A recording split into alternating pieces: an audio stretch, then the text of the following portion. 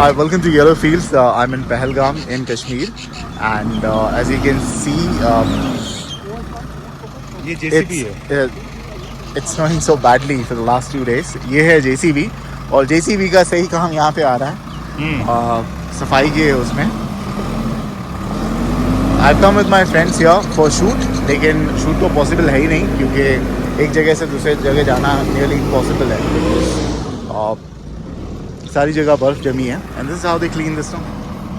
रास्ता जो है this is how they clean the road, but this is also not the fool proof method क्योंकि बर्फ़ इतनी हो रही है कि अभी ये साफ़ करके गया बस 5-10 मिनट में दोबारा बर्फ़ हो जाएगी. तो it's a continuous process and it needs to be cleaned continuously. और इनके जो ड्राइवर्स हैं ना वो भी स्पेशलाइज्ड स्किल्ड हैं. Okay. हर आदमी इसको चला नहीं सकता जेसीबी को यहाँ पे. हाँ इसके जो टायर्स हैं वो भी थोड़े डिफरेंट हैं बाकी जेसीबी से. राइट. और इनको चलाने के स्किल्स भी अलग हैं क्योंकि स्किड होता है. जब भी टूरिस्ट सामने आते हैं तो इनको बहुत केयरफुली हॉर्न बजा के ब्लिंकर्स के थ्रू टूरिस्ट को हटाना पड़ता है. अदरवाइज ये स्किड करेगा और टूरिस्ट को या किसी भी पैसेंजर को मार सकता है. बिल्कुल, क्योंकि जब ब्रेक मारते हैं तो स्किड होता है. वैसे कुछ गाड़ियाँ जो है वो हिम्मत करके गाड़ियों में चेन लगा के टायर पे चेन लगा के निकल पड़ी है. बट इमेजिन आप पहाड़ से जब नीचे उतर रहे हो ऊपर चढ़ रहे हो, जब वो कर्व आता है और बर्फीला रास्ता है और अगर ब्रेक मारना पड़ा और सामने से कोई गाड़ी आ रही है तो बड़ा मुश्किल है. आई थिंक इसी तरह एक एक्सीडेंट हुआ है कल. कुछ डॉक्टर्स थे व्हीकल में, काफ़ी लोग इंजर्ड हुए. लकीली किसी की जान नहीं गई लेकिन काफ़ी लोग इंजर्ड हुए. एक और डिफरेंस भी समझना ज़रूरी है. स्नो में और आइस में फ़र्क है. जैसे तो वो स्नो है लेकिन गाड़ियाँ चलने के बाद ये जो आप देख रहे हैं सरफेस ये पूरा आइस बन चुका है. आइस बन जाता है. ये बहुत स्किड करता है, बहुत ज़्यादा स्लिपरी होता है. आइस पे स्किड होता है, स्नो पर नहीं. एग्जैक्टली. वो ये पोरस है, ये नॉन पोरस है. ओके. लेकिन इतनी अच्छी जगह है कि बस जाने का मन ही नहीं करता है यहाँ से. It's such a beautiful place, but don't you agree that Kashmir has to be the most expensive place in India to travel? It is expensive. It is very expensive. What do you find expensive here? Traveling is very expensive. Local commuting is so expensive because they work on seasonal basis. They are not regular travelers. They generally work for 3 months, then again take a break of 2 months, then again they shut down for 2 months. Right. And CNG vehicles are not available. Most of the vehicles are petrol पे, और petrol का price तो पता ही है कितना है. Petrol and diesel. This is one of the reasons. Or not that food is cheap here. Food is also very expensive. You just walk into any restaurant, and I've seen people, especially vegetarians, struggling here to find a vegetarian restaurant. Exactly. Because बहुत मुश्किल है कि pure veg restaurant किसी को मिले. Right. क्योंकि जो भी रेस्टोरेंट है मोस्टली नॉन वेज सर्व करते ही है. एक और इंटरेस्टिंग फैक्ट्स बता दें यहाँ के बारे में. यहाँ पे एप्पल्स ग्रो नहीं होते क्योंकि इतना रेगुलर बेसिस पे स्नोफॉल होता है. जो एप्पल के ट्रीज होते हैं वो इतना स्नो का लोड नहीं ले पाते और वो टूट जाते हैं. इसीलिए इन एरियाज में कभी भी आप एप्पल्स नहीं पाएंगे. सब जो वो ये वो प्लेन लैंड में होगा. ओके. पहाड़ों पे ज़्यादा एप्पल्स नहीं होते हैं, बट मैंने देखा हूँ कुछ जगह होते हैं. I mean depends upon what kind of tree. जैसे रेयान मुश्ताक का मैंने वो जो कवर किया था, गुलमर्ग में. गुलमर्ग में पहाड़ों पे नहीं होते लेकिन आप थोड़ा नीचे उतरते हो टंगमर्ग में तो वहाँ पर आपको काफ़ी एप्पल ट्रीज दिखेंगे, है ना. This is very slippery. सामने नदी है. बिल्कुल. और कुछ एरियाज रेस्ट्रिक्टेड भी हैं यहाँ पे. यहाँ पे अगर आपने देखा होगा बहुत ज्यादा फेंसिंग बहुत है. बहुत सारे लोग नहीं समझ पाते कि फेंसिंग क्यों है. Fencing of course security reasons की वजह से है कि व्हीकल्स बैश ना करे उसमें. एक और वजह भी वो डिमार्केशन है. सर्टेन एरियाज हैं जहाँ पे टूरिस्ट जा सकते हैं. कुछ एरियाज हैं जहाँ पे टूरिस्ट नहीं जा सकते क्योंकि वहाँ पे CISF का एरिया शुरू हो जाता है. सिक्योरिटी रीजंस की वजह से वहाँ पे किसी भी तरह का इंक्रोचमेंट अलाउड नहीं है. जैसे आप सामने देख रहे हैं वहाँ से जाने के बाद रिवर है. रिवर क्रॉस करके आप रिवर के बाहर 10 मीटर भी आगे नहीं जा सकते. पाकिस्तान बॉर्डर नहीं, वो CISF एरिया. ओके.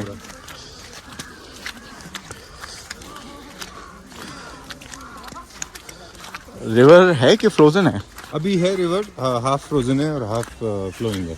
इनमें काफ़ी अच्छी इम्यूनिटी है ना ऐसे कुत्तों जैसे एनिमल्स में काफ़ी. और मैंने देखा यहाँ के जो पोनीस वगैरह आते हैं वो ठंडा बर्दाश्त कर लेते हैं. बिल्कुल. और एक और इंटरेस्टिंग फैक्ट यहाँ पे ये है कि ये बर्फ का लोग वेट करते हैं. हालांकि थोड़ा अनकंफर्टेबल है लेकिन यहाँ पे स्नोफॉल का होना बहुत ज़रूरी है क्योंकि स्नोफॉल होने से ही पानी बनता है. अगर स्नोफॉल नहीं होगी तो पानी की डेफिशिएंसी हो जाएगी. यहाँ के जितने पावर प्लांट है, जितना वाटरफॉल से चलने वाले पावर ग्रिड्स हैं वो नहीं चल पाते हैं.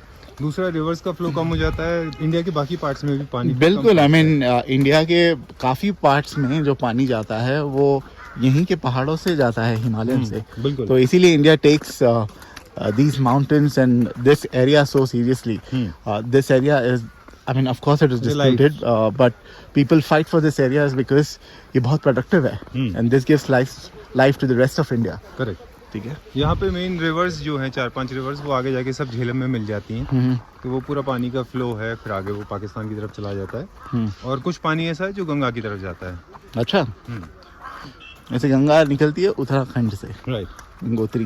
करेक्ट। कुछ जो what do you call them, the reverse का पार्ट होते हैं, वो उसमें गंगा में भी जाके मिलता है पानी। और नेचुरल सोर्स ऑफ वाटर भी इस बर्फ से ही बनता है यहाँ पे, क्योंकि पिघलता है, सबमर्ज होता है पानी, जो सीपिन होता है। ये देख रहे हैं आप, हॉस्पिटल है ये गवर्नमेंट हॉस्पिटल है।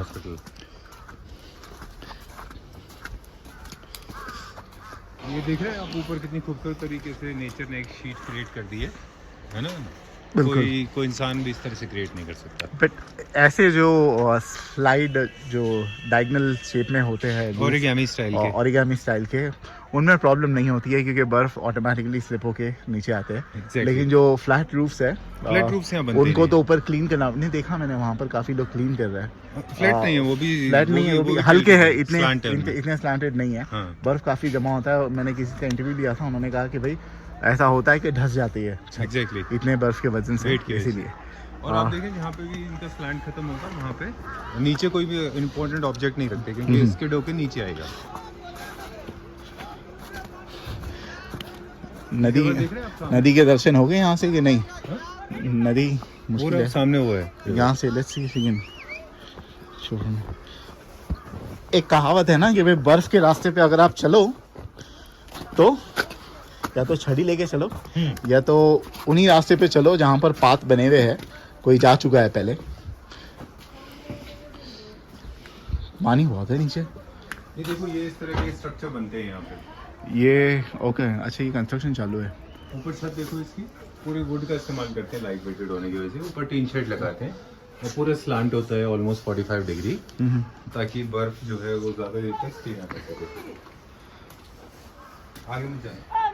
और ये है नदी, ये रिवर है। कौन सी रिवर है? No idea. बियास, झेलम नहीं है, झेलम में कनेक्ट होती है। झेलम में कनेक्ट होती है। और सामने है पहाड़ जो कि पूरे बर्फ से कवर हो गए, दिख नहीं रहे, और इतना। और वो पानी देख रहे हैं आप नीचे, जो पडल्स बने हुए हैं, हाँ, वो सब फ्रोजन है वो। ओके। मैं ये सोच रहा हूँ कि गाड़ी पहुंची कैसे यहाँ पर? नहीं, ऑलरेडी पहले वहाँ पे थी, फिर उसके बाद में वो जा नहीं पा रहे हैं। उसके बाद स्नोफॉल हुई है। अच्छा,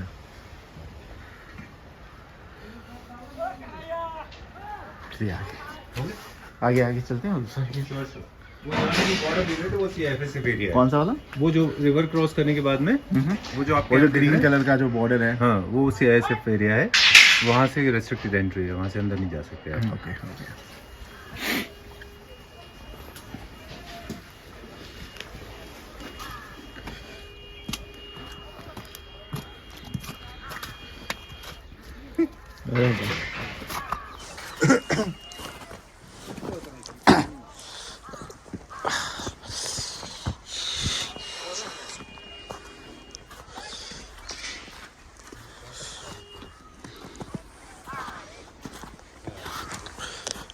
बड़ा ही मुश्किल है, फुक फुक के कदम रखने पड़ गए।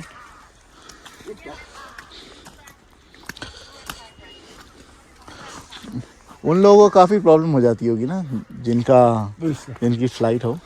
हाँ, काफ़ी सारे लोग हैं जो ट्रैवल नहीं कर पा रहे हैं।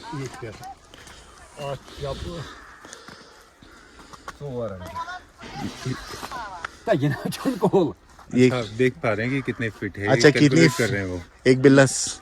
हाँ, एक मीटरोलॉजिकल डिपार्टमेंट जैसे होते हैं, हाँ, वो भी तो ऐसे ही करते हैं लोग। भी ऐसे ही करते हैं। ओके। वो भी ऐसे कैलकुलेट करते हैं। कितनी फीट हो गई बर्फ गिरी?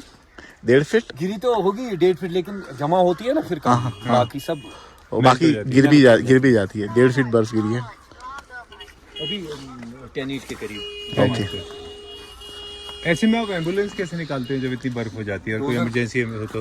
रात को हुआ था ना उधर एक्सीडेंट हुआ। हाँ, अच्छा, उसमें कैसे आप क्या था, तो क्या हुआ पहले था एक्चुअली? उससे पहले वो गाड़ी गई थी, उसमें टूरिस्ट आए थे। अच्छा। 2 टूरिस्ट थे और लोकल 4-5 थे। हाँ। फिर उनकी गाड़ी उधर स्लिप हो गई थी, तो वो नीचे गिर गई थी। कितने फीट नीचे गए? यही कोई 10-20 फीट ज़्यादा जान तो नहीं नीचे गई ना? गई थी। अच्छा। हाँ, फिर हमने उसको पहले डोज़र लाया, डोज़र आगे आगे निकला तो उसके पीछे पीछे एम्बुलेंस। यहाँ से तो पहले एम्बुलेंस रात को कम ही बर्फ थी, यहाँ से तो एम्बुलेंस ऐसे ही चले गए पेशेंट को लेकर। लेकिन जब वहाँ से आ गए वापस तो रास्ते में आगे ही फंस गई एम्बुलेंस भी, उसमें थे वो बंदे भी अच्छा, जो यहाँ से हमने रेफ़र किए थे एक्सरे के लिए। ओके। तो फिर उन्होंने SDM साहब ने डोज़र भेजा, आगे आगे डोज़र चला तो पीछे पीछे एम्बुलेंस। वो रात के 2:30 बजे वापस पहुँचे। अच्छा, जान माल का नुकसान हुआ कुछ? नहीं, अल्लाह ने गए। खैर ही किया, सब बच गए।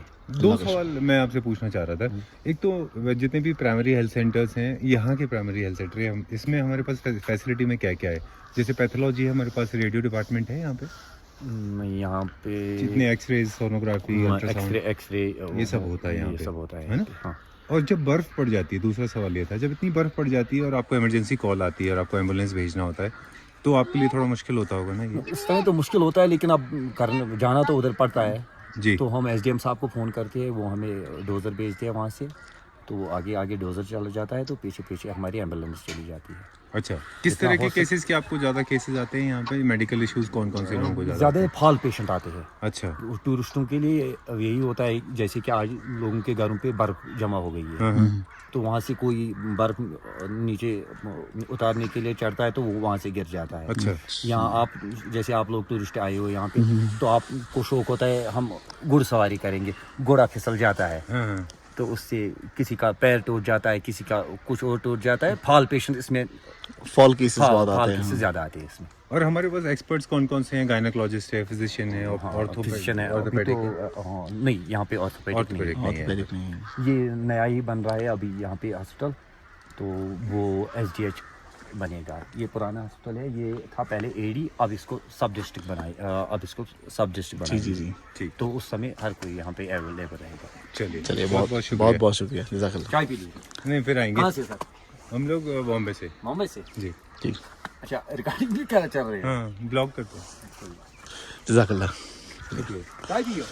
फिर आएंगे।